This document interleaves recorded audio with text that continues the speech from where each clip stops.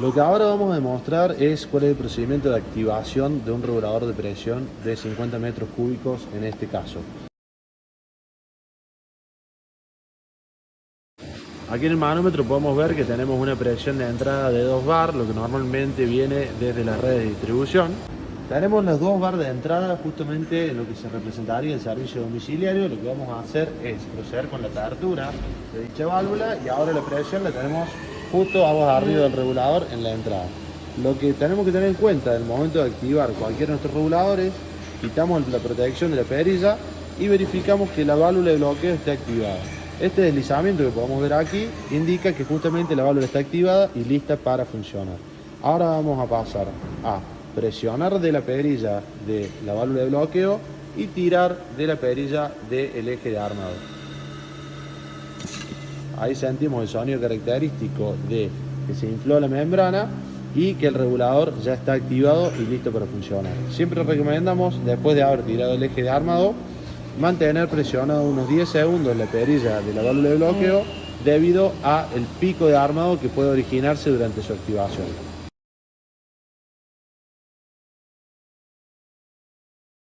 Una vez activado nuestro regulador, como habíamos mencionado anteriormente, se produce un pico de armado el cual supera la presión de cierre o la presión estática cuando no hay consumo en la instalación, y dicha presión es evacuada a través del venteo. Esto puede ocasionar que durante el momento de la instalación y durante la inspección se sienta olor a gas, pero producto de que la válvula ha venteado justamente para liberar ese exceso de presión que se produce durante el pico de armado. Por eso recomendamos siempre verificar si hay una pérdida en el venteo a través de la prueba con la esponja y espuma del detergente. No recomendamos que esto se haga a través de un detector de fuga de gas, ya que puede haber quedado en el nicho un remanente de olor a gas por la misma descompresión que hubo con la válvula de alivio.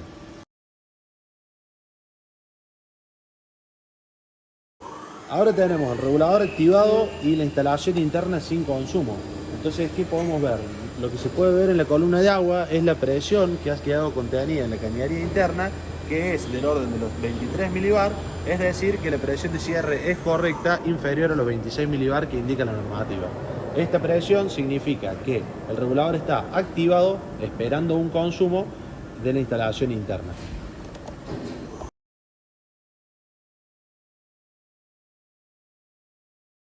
Entonces, aquí tenemos lo que es la presión que está contenida en la cañería, que es la presión de cierre o presión estática, y lo que vamos a proceder a hacer ahora a través de la apertura de esta válvula es simular un consumo. Vamos a poder ver en lo que es la columna de agua cómo el regulador, a partir que se le da el consumo, entra dentro del régimen operativo de los 19 milibar, que es la presión regulada. Es decir, en este momento nuestro regulador está entregando gas hacia la instalación interna y la presión entregada es la 19 milibar que indica la normativa. Ahora vamos a proceder nuevamente a cerrar el consumo de la instalación interna y vamos a volver a observar cómo la presión de cierre se estabiliza en el parámetro que la norma nos indica.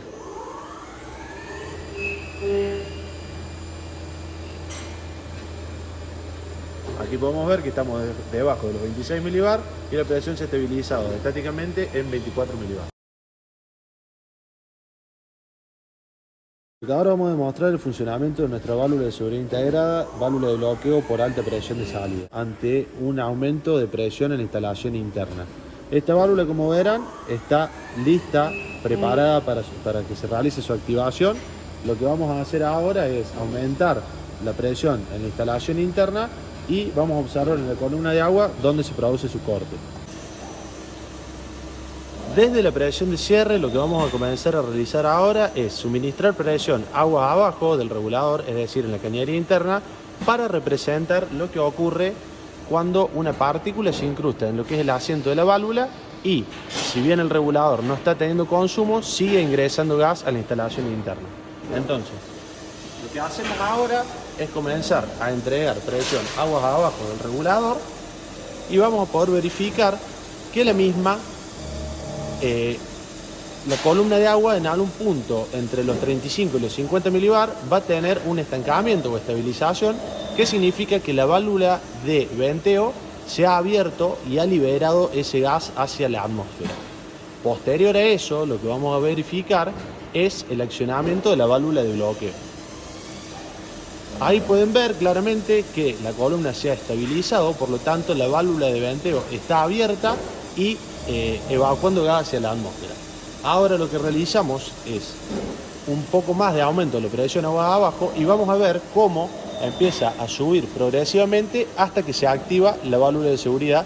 Vamos a ver si podemos escuchar el sonido característico.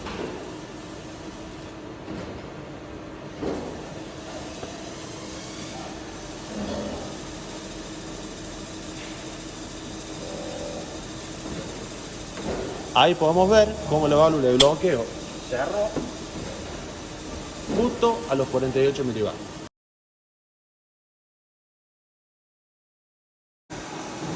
Una vez que el dispositivo de seguridad o la válvula de seguridad fue activada, es decir, se cortó el suministro de ingreso de entrada hacia el regulador, la posición de la perilla podrán observar que el deslizamiento que teníamos cuando estaba activada desaparece, teniendo solamente un leve deslizamiento de alrededor de 2 o 3 milímetros en comparación de los 10 milímetros que teníamos cuando la válvula estaba activada.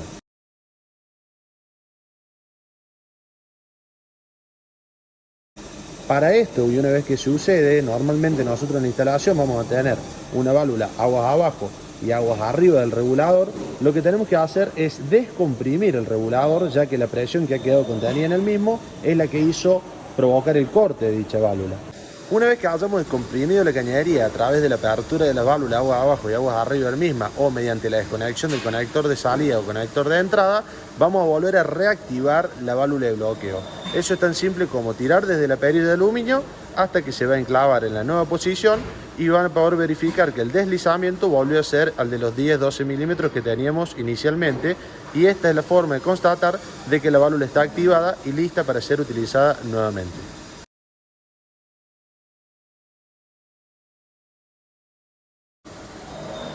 Un punto importante a tener en cuenta para la activación de los reguladores es: cuando los reguladores superan los 50 metros cúbicos, normalmente estaríamos armando una planta de regulación.